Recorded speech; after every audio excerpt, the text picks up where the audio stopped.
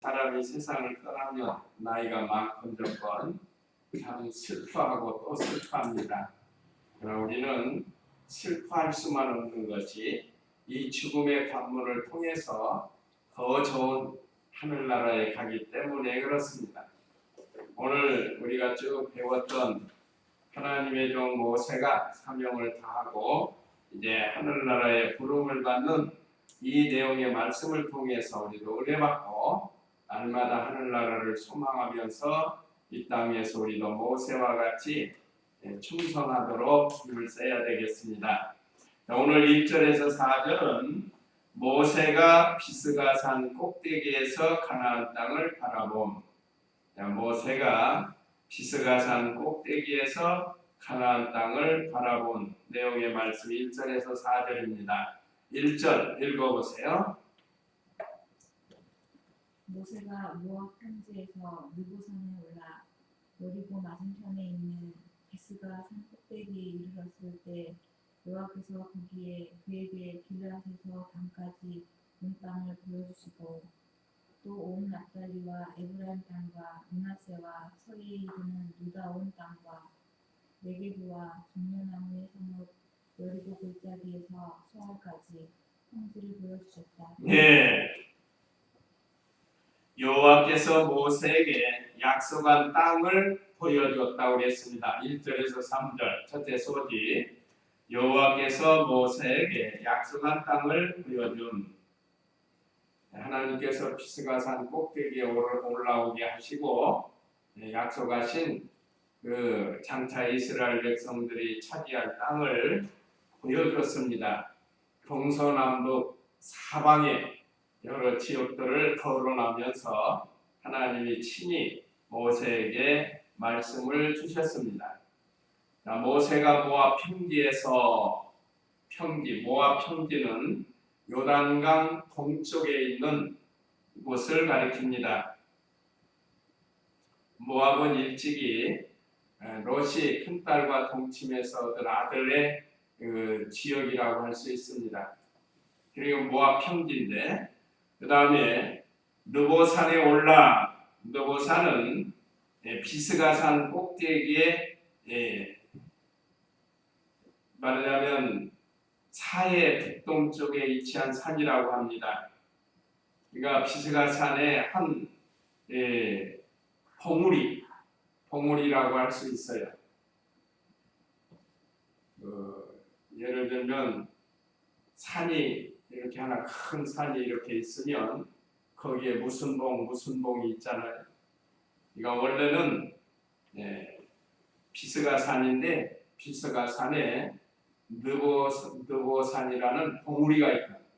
거기로 불렀어요. 그 봉우리가 높이가 약 802m라고 합니다. 802m. 제가 가는 그 구봉산이 475m 정도 된다고 해요. 474m. 이거 그거보다 훨씬 높잖아요. 거의 2배 가까이. 800m니까. 서울로 말하면 청와대 뒤에 북한산이 거기가 836m라고 합니다. 청와대 뒤에 그 북한산. 그러니까 약 그 산하고 비슷하게 되는데 그렇게 높은 봉우리 이렇게 높이 올라야 멀리 볼 수 있기 때문에 그래서 하나님께서 그 많은 봉우리 중에 제일 높은 봉우리인 느보산에 올라오게 해가지고 거기서 보여준 거예요. 하나님께서 높이 불러가지고 먼 산 꼭대기에 보여줬습니다. 제가 거꾸로 말합니다. 느보산이라는 산에 비스가산 봉우리가 있습니다. 이렇게 거꾸로 제가 말씀을 드렸는데 그렇게 이해하시면 되겠습니다. 그래서 하나님의 명령을 순종하기 위해서 모세는 이렇게 산 꼭대기에 올라갔습니다.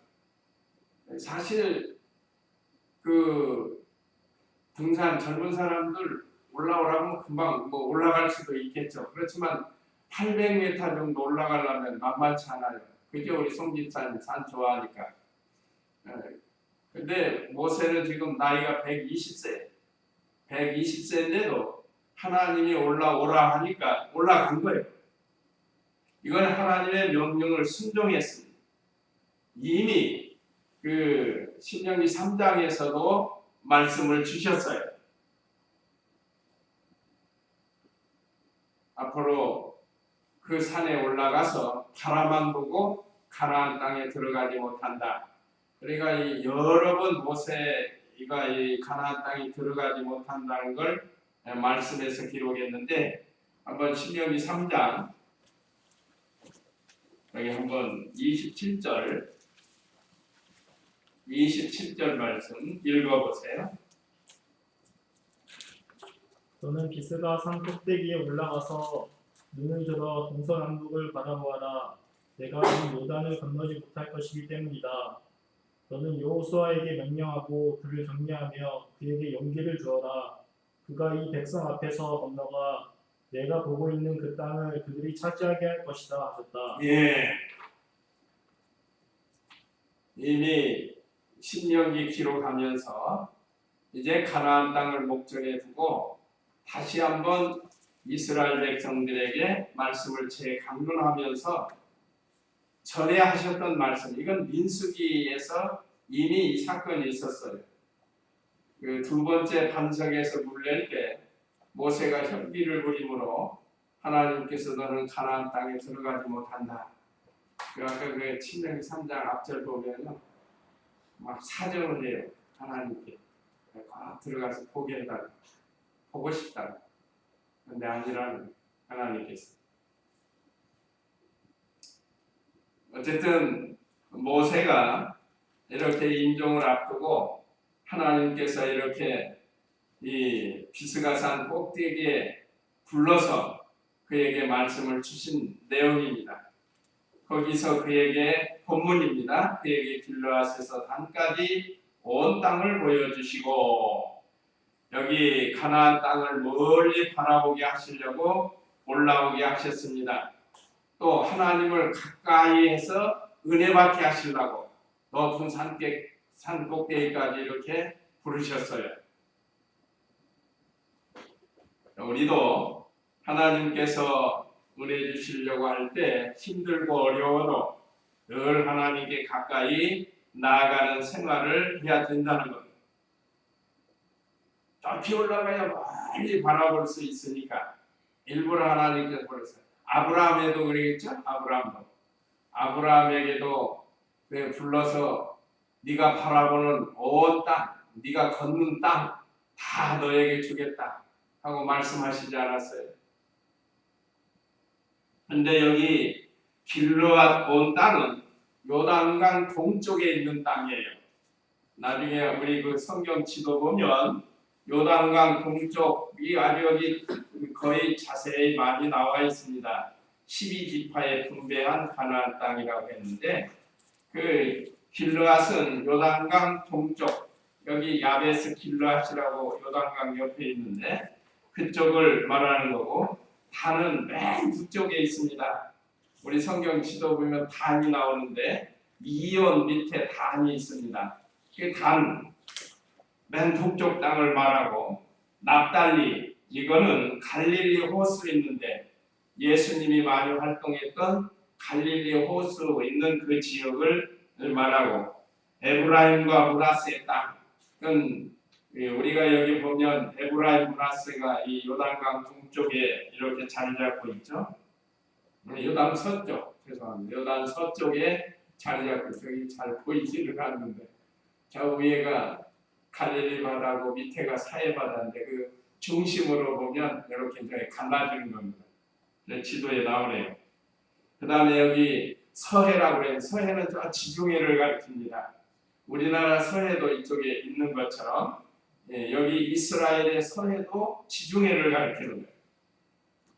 그 다음에 여리고는 요단 건너에서 그 조그맣게 요단강 건너가면 여리고라고 있죠. 사해 바로 위에 그 처음 여호수아가 들어갔던 여리고성. 그 다음에 소알은 그 사해 바다 맨 아래쪽에 있어요. 근데 이게 하나님 앞에 심판을 받아서 소돔, 고모라, 스보이, 마드마, 소알, 스보이 거기까지 다 물에 잠겨버렸어요. 하나님이 그 심판해가지고 그쪽을 가리키고 이렇게 북쪽에서 남쪽까지 쭉 내려다 보면 그 유다 지파가 차지한 땅이 상당히 많죠. 이런 내용을 갖기 전에 지금 이렇게 되기 전에 하나님께서 이렇게 주겠다 하고 약속을 하신 거예요. 실제로 약속대로 여호수아 시대 때 이 땅을 다 차지합니다. 거기 있는 적들을 다 몰아내고 그 땅을 차지하게 되는 거죠. 자, 이와 같이 하나님의 말씀은 반드시 다 이루어진다는 거예요. 2절 보면 또 온 납달리와 에브라임 땅과 므낫세와 서해에 이르는 유다 온 땅과 네게부, 네게부는 남방이라는 뜻이에요. 아까 유다 지파가 차지하고 있는 이 남방, 네게부는 남방인데 종려나무에서 여리고 골짜기에서 소알까지 평지를 보여주셨다. 높은 산에 올라가서 그 전에 그 남산에 올라가서 날 좋은 날은 인천 앞바다가 보였어요. 인천 앞바다가. 요즘은 뭐가 많이 끼어가지고 잘 안 보이지만 날 좋은 날은 이렇게 보였습니다. 날이 청청할 때. 이게 얼마나 멀어요. 남산에서 인천이 보인다는 건 굉장히 먼 거리거든요.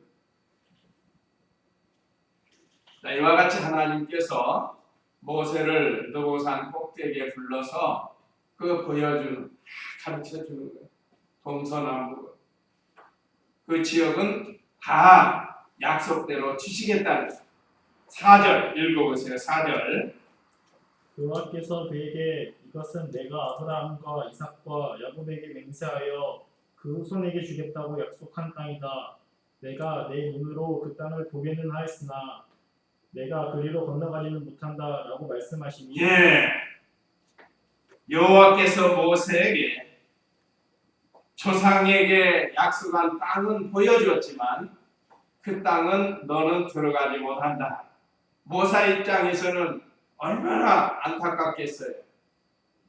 근데 우리 강해설을 잘 보면 이해가 돼요.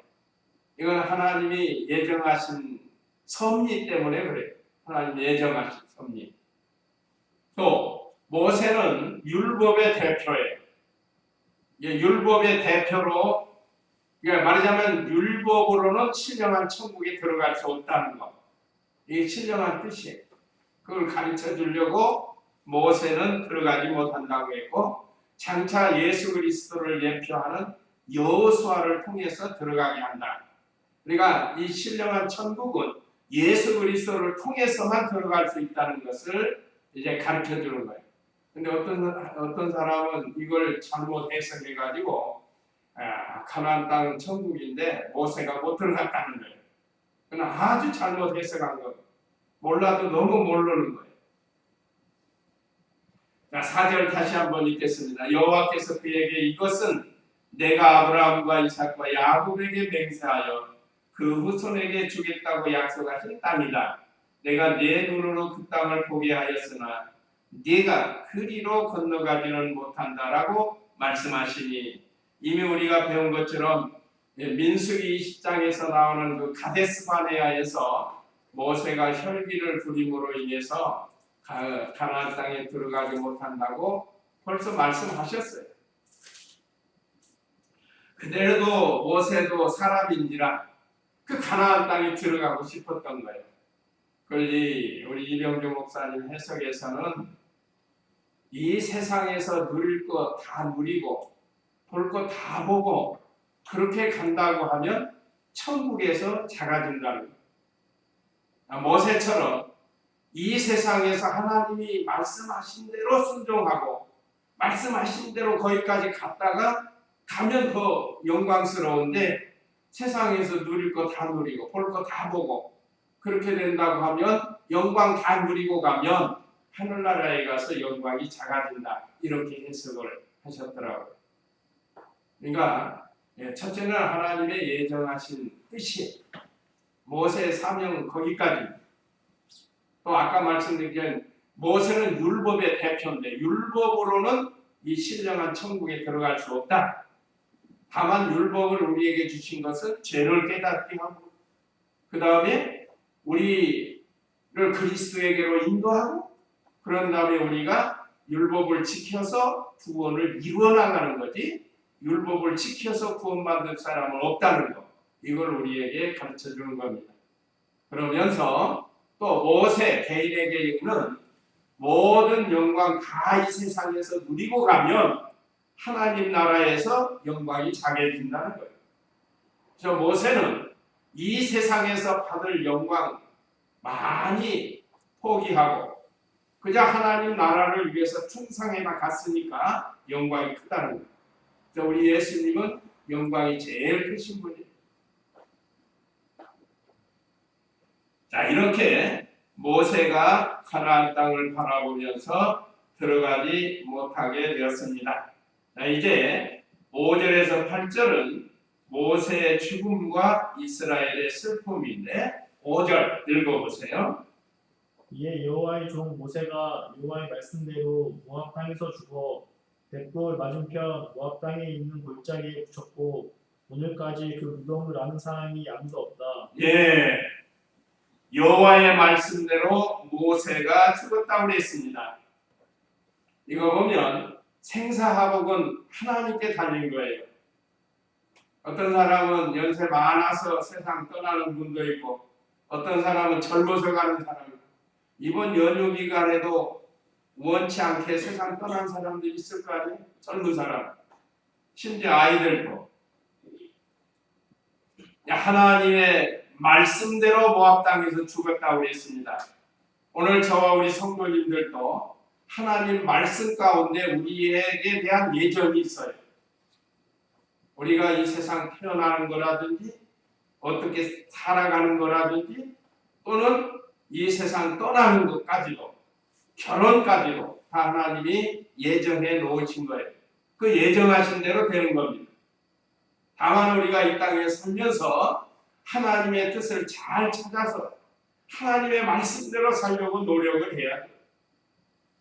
내일을 알 수 없는 게 우리 인생인데 그래서 이에 여호와의 종 모세가 여호와의 말씀대로 모압 땅에서 죽어 벳볼 맞은편 모압 땅에 있는 골짜기에 묻혔고 오늘날까지 그 무덤을 아는 사람이 아무도 없다. 여기서 하나 주는 교훈은 생사화복은 하나님께 있다는 것. 그렇기 때문에 뭐 건강하다고 오래 사는 거 아니고 또 나이 먹었다고 금방 세상 떠나는 게 아닙니다. 이거 하나님의 말씀대로 모압 땅에서 죽은 거예요. 이미 아까 말씀드린 것처럼 민수기에서도 말씀하셨고 또 3장에서도 미리 말씀하셨고 하나님이 미리 말씀해 주셨다. 근데 여기 벳볼 맞은편이 나오는데 벳볼 맞은편 아까 말씀드린 그 비스가 산 그 계곡이 있는 곳이에요. 비스가 산 원래 이방인들이 거기서 음란하게 우상 숭배했던 곳입니다. 이 벳볼이라는 곳이. 그런데 하나님께서 정복하게 하고 루벤 지파에게 준 땅이에요. 요단 동편. 그 느보산이 요단 동편에 있어요. 이렇게 요단강 좀 밑에 아까 그 지도 보면. 그러니까 여기는 요단 동편에 있는 곳이고 이미 루벤 지파에게 분양해 준 땅이에요. 거기는 먼저 주잖아요. 그 땅. 요단 동편은 루벤 지파, 갓 지파, 므낫세 반 지파에게 땅을 나눠줘요. 요단 쪽 요단강을 중심으로 해서 동쪽으로. 그러니까 거기는 루벤 지파가 차지하게 됩니다. 그러니까 아무리 우상 숭배했던 사람이라도 이 복음이 들어가면 새로워지는 하나님의 백성이 되는 거예요. 우리 형님 기억나요? 옛날 용갑동에서도 우상 숭배하던 사람 같이 안 가셨었나? 같이 하셨죠? 그 박 집사님 미신 숭배 집안에서 우상 섬기는 사람 거기 가서 그 사람이 복음을 듣고 예수를 믿으려니 이걸 무서워서 처리를 못하는 거예요. 자기가 그동안 섬겼던 거. 그때 그 박 집사님이랑 우리 청년들 가가지고 찬송 부르면서 그거 다 때려붓고 불살르고 그러면서 그분이 예수님 믿게 된 이런 일이 있었는데, 그러니까 복음이 들어가면 이와 같이 아무리 뱃불이 우상 숭배하는 그런 곳이었지만 이렇게 하나님의 거룩한 백성, 거룩한 땅이 된다는 것을 우리에게 가르쳐 줍니다. 그래서 거기에 묻혔다는 거예요. 오늘날까지 그 무덤을 아는 사람이 아무도 없다. 모세의 묘를 아는 사람이 아무도 없어요. 왜 누가 이렇게 장사를 했을까? 이거 궁금한데 이건 한번 유다서를 한번 보세요. 유다서 1장 신약 성경에서 이 말씀을 어떻게 해석하는가? 유다서 1장 요한계시록 바로 전에 보면 유다서 1장 9절 9절 천사장 미가엘도 모세의 시체에 대하여 마귀와 다투며 논쟁할 때 감히 모욕하는 판단을 내리지 않고 다만 주께서 너를 꾸짖으시기를 원한다라고 하였다. 예, 여기 보면 모세의 시체에 대해서 말씀이 기록된 게 여기가 있어요. 자, 천사장 미가엘도 모세의 시체에 대하여 마귀와 다투며 논쟁할 때 감히 모욕하는 판단을 내리지 않고 다만 주께서 너를 꾸짖으시기를 원한다라고 했는데, 자, 여기 이 말씀은 원래 천사장 미가엘이 하나님의 심부름을 따라서 모세의 시체를 조용히 처리하려고 한 거예요. 조용히 처리하려고 했는데 마귀가 나오죠. 마귀가 그 미가엘 천사장하고 싸우는 거예요. 모세 시체를 빼앗아 가지고 이스라엘 백성들이 보는 앞에서 크게 하려고 그런 거예요. 그러니까 하나님은 그게 아니거든. 왜 그런가 하면 모세의 시체를 찾아다가 묘를 만들고 하면 보통 사람들은 그 시체 그 묘에 나가서 이번 추석에도 다 가서 조상 숭배하듯이 하잖아요. 위대한 사람이 있으면 거기 가서 숭배하는 거예요. 대대로. 그러니까 하나님이 그걸 싫어하시고 모세도 싫어한 거예요. 그걸. 그래서 하나님이 천사장 미가엘을 보내가지고 모세의 시체를 조용히 아무도 모르게 처리하려고 하는데 이 마귀가 와가지고 다퉜다고 그랬단 말이야. 모세의 시체를 가지고 방해한 거예요. 아니다. 모세는 위대한 하나님의 종이니까 무덤을 크게 쓰고 잘 해야 된다. 이건 순전히 우상 숭배하게 하려고 해요. 조상 숭배하게 하고.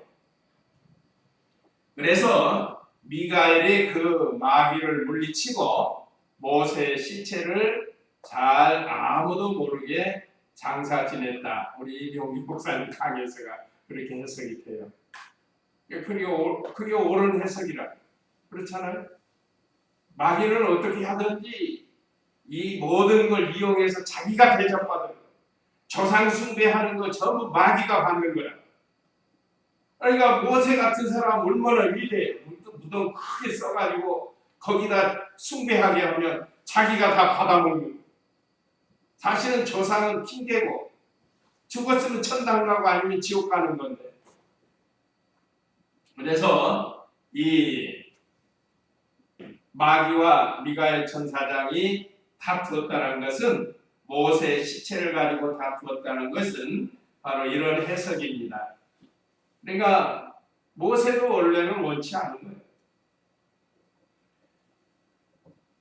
이스라엘 백성들이 볼 때는 얼마나 위대한 하나님의 종입니까?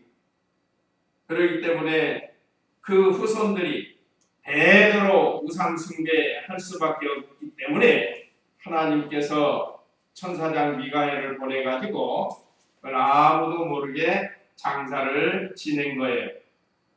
자, 영은 하늘나라에 갔는데 이걸 보면 우리 성도들이 세상 살다가 죽는 것에 대해서 지나치게 염려할 거 없어요. 어떤 분들은 뭐 무덤도 미리 다 준비해 놓고 또 심지어 어떤 사람은 관도 짜놨다고 하는 사람 내가 들어봤어요. 자기 죽으면 이 다음에 이 관 속에 들어가려고 관도 짜놓고 그런다고 그래요. 그거보다는 우리는 살아 생전에 믿는 일 잘하다가 우리가 언제 어떻게 세상 떠날지 몰라요. 뭐 우리도 뉴스를 통해서 변실없게 세상 떠난 사람 많잖아요. 그렇기 때문에 죽음에 대해서는 우리는 너무 두려워하지 말고 하루하루를 죄를 멀리하고 하나님이 기뻐하시는 모세처럼 자기에게 맡겨진 사명을 잘 감당하며 이 다음에 우리 하늘나라에 가면 모세 만나요. 모세도 만나고 또 신앙의 선진들을 다 만날 수 있습니다. 오늘 여기 보면 모세가 어땠는가? 17절 읽어보세요. 7절. 10절 모세가 죽을 때에 그의 나이가 120세였으나 그 눈이 흐리지 않았고 기력도 약해지지 않았다. 이스라엘 자손이 모압 평지에서 애도하는 기간이 찰 때까지 모세를 위하여 30일 동안 애곡하였다. 예. 이거 보세요. 30일 동안도 애곡하는데 전에 야곱이 죽었을 때 요셉 이 이집트 총리로 있을 때 야곱이 죽었을 때도 30일 동안 애곡하고 그러잖아요. 그러니 뭐 얼마든지 우상화할 수 있지 않겠어요. 자, 모세가 죽을 때 그의 나이가 120세였으나 그 눈이 흐리지 않고 기력도 약해지지 않았다. 그러니까 이 건강해도 데려가실 때는 데려가는 거예요. 또 건강치 못하다고 금방 또 세상 떠나는 것도 아니고 하여간 세상 떠나는 건 하나님이 정해놓은 거예요. 그래서 이스라엘 자손이 모압 평지에서 애도하는 기간이 찰 때까지 모세를 위해서 30일 동안 애곡하였다. 하나님의 종 모세가 자기 사명 다하고 떠났습니다. 이제 9절 읽어보세요. 모세가 눈의 아들 여호수아에게 안수하였으므로 여호수아에게 지혜의 영이 충만하였으며 이스라엘 자손이 여호와께서 모세에게 명령하신 대로 여호수아에게 듣고 행하였다. 예. 자, 이제 여호수아를 후계자로 세우며 백성이 순종했다고 그랬습니다. 자, 모세가 여호수아에게 안수한 후 안수해서 후계자로 세웠다. 이건 죽기 전에 이미 행했던 것을 기록한 겁니다. 자, 모세가 눈의 아들 여호수아에게 안수하였으므로 여호수아에게 지혜의 영이 충만하였으며 이스라엘 자손이 여호와께서 모세에게 명령하신 대로 여호수아에게 듣고 행하였다. 언제 행했는가? 민수기 27장 22절 23절 읽어보세요. 민수기 27장 22절 23절 27장 22절 모세가 여호와께서 자기에게 명령하신 대로 하여 여호수아를 데려다가 제사장 엘르아살과 온 회중 앞에 세우고 그에게 안수하여 여호와께서 모세를 통해 명령하신 대로 그를 임명하였다. 네, 이미 하나님께서 모세가 정정할 때 아직 하고 있을 때 그럴 때 하나님께서 모세에게 여호수아에게 안수해서 후계자로 세우라고 했습니다. 여호수아는 참으로 충성된 종이에요. 모세의 시종으로 끝까지 모세를 따라다니면서 참 잘 받들고 그러므로 모세의 후계자가 되었던 겁니다. 안수는 잘 아시다시피 손을 머리에 얹고 어떤 축복을 해주는 그런 상징적인 것으로 행하는 일입니다. 그래서 우리가 세례 받을 때도 안수하죠. 머리에 안수하고 또 성직 장로나 목사 안수식 때도 손에다 얹고 합니다. 어떤 때는 또 이 병난 사람 이렇게 안수하면서 할 때도 있습니다. 하여간 이런 여러 가지 방법으로 안수를 하게 되는데 특별히 여호수아는 모세 후계자 성직을 맡은 거예요. 총회장이 되는 거예요. 총회장. 그런데 하나님께서 그에게 지혜의 신이 충만하게 했다고 그랬습니다. 여호수아에게 지혜의 영이 충만하였으며, 이건 직은이라고 하는데, 직은 하나님께서 그 직분에 대한 은사를 주시고 은혜를 주시는 걸 가리킵니다. 그래서 직분 감당할 만한 지혜와 능력을 주시는 거예요. 오늘날도 교회에서 직분자 세울 때는 하나님께서 직분 세울 때 직은도 주시고 직능도 주시고 그걸 감당할 수 있게 하는 거예요. 그 다음에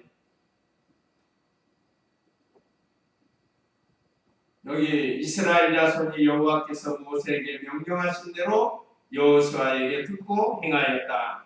여호수아의 말을 순종했다는 것. 순종을 함으로 가나안 땅을 정복한 겁니다. 그 가나안 땅 들어갈 때 여리고성 만날 때 그 얼마나 백성들이 순종을 했어요. 자, 요단강 건너갈 때도 제사장들이 언약궤를 메고 큰 강물이 넘칠넘칠 하는데도 발을 내디디라니까 이게 순종함으로 일이 이루어진 거예요.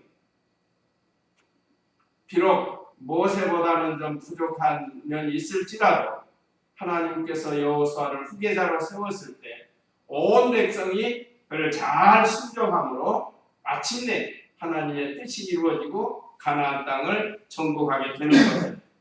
그러니까 지도자를 잘 말씀대로 인도하는 지도자 잘 순종하는 것이 복받는 길이에요. 그 다음에 10절에서 12절은 그 후에 모세와 같은 선지자가 일어나지 못했다 그랬습니다. 10절 읽어보세요. 그 뒤에 이스라엘에서 모세와 같은 선지자가 다시 일어나지 않았다. 여호와께서는 얼굴을 마주하여 그를 아셨으며 그를 이집트 땅으로 보내셔서 바로와 그의 모든 신하들과 그의 온 땅의 모든 표적과 놀라운 일들을 하게 하셨으며 모세는 온 이스라엘이 보는 앞에서 모든 큰 권능과 큰 위엄을 행하였다. 예. 오늘 모세는 구약 시대의 최대의 선지자고 지도자고 율법을 대표하는 그런 선지자입니다. 오늘 그 증거를 여기 몇 가지 말씀하셨어요. 자, 그 뒤에 이스라엘에서 모세와 같은 선지자가 다시 일어나지 않았다. 그런 거 보면 여호수아는 모세의 시종으로 충성해서 모세보다는 부족하지만 여호수아도 하나님 말씀 잘 순종해서 이스라엘 백성 끝까지 인도합니다. 그리고 우리 여호수아를 통해서 알죠? 여호수아도 그렇게 실수가 없어요.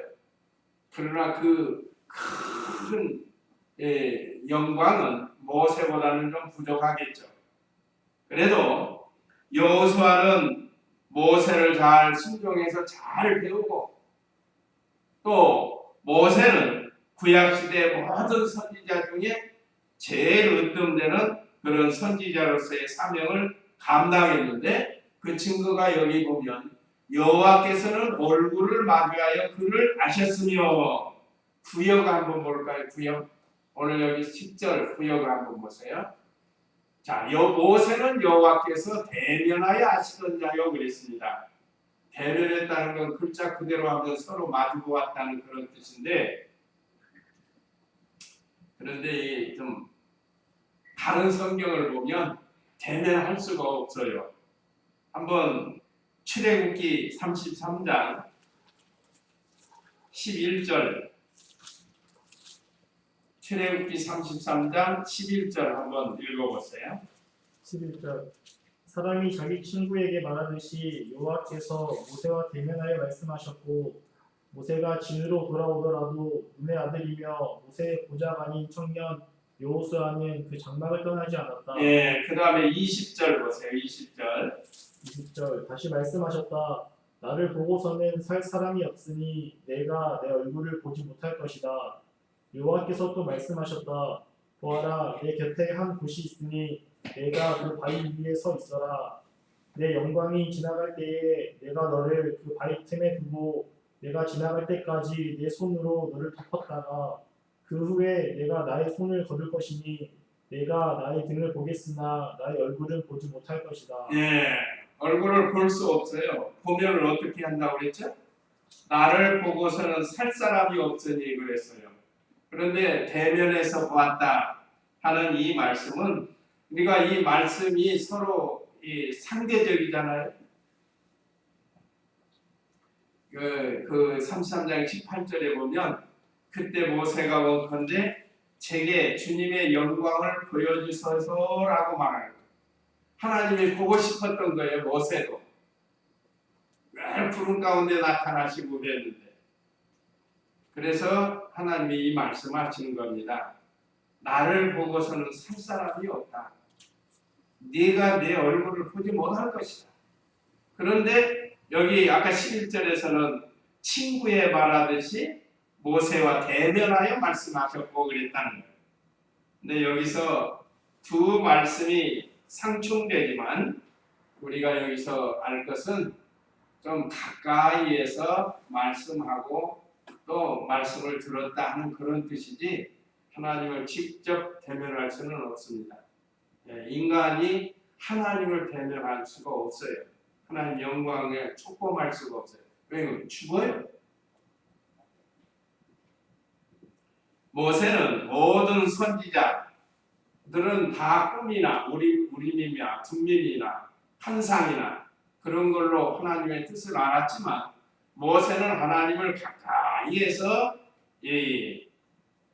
듣기도 하고 또 말하기도 했다는 그런 뜻입니다. 그러니까 이 말씀의 해석에 있어서 우리가 이렇게 또 가라사대가 있으니까 조심해서 해석해야 된다. 그 다음에 11절, 본문 11절입니다. 그를 이집트 땅으로 보내셔서 바로와 그의 모든 신하들과 그의 온 땅의 모든 표적과 놀라운 일들을 하게 하셨으며 우리가 모세를 이집트에 보내서 10가지 재앙을 통해서 이스라엘 백성을 해방시키는 이 일을 했다. 이런 모세와 같은 선지자가 없다 이 말이죠. 지금 그걸 말씀하시는 거예요. 그 다음에 12절에서는 모세는 온 이스라엘이 보는 앞에서 모든 큰 권능과 큰 위엄을 행하였다. 이스라엘 백성 앞에 모든 권능 위엄 행한 이런 선지자가 모세 이후로는 나오지 않았다라고 말씀을 마치게 됩니다. 물론 우리가 신명기를 통해서 귀한 말씀들을 많이 배웠습니다. 신명기는 가나안 땅에 들어가기 직전에 다시 한번 과거에 있었던 일을 이스라엘 백성에게 상기시키면서 소망을 가지고 가나안 땅에 들어가서 하나님 말씀대로 살아야 될 것을 가르쳐준 것처럼 오늘 우리도 구원받은 우리 성도가 이 광야와 같은 이 세상에서 천국을 소망하면서 믿음을 잘 지키다가 마침내 하나님 앞에 가서 옳다 인정함을 받는 그런 신앙생활이 되어야 되겠습니다. 이제 이 말씀 기억하시고 우리 다 같이 잠시 기도하시겠습니다.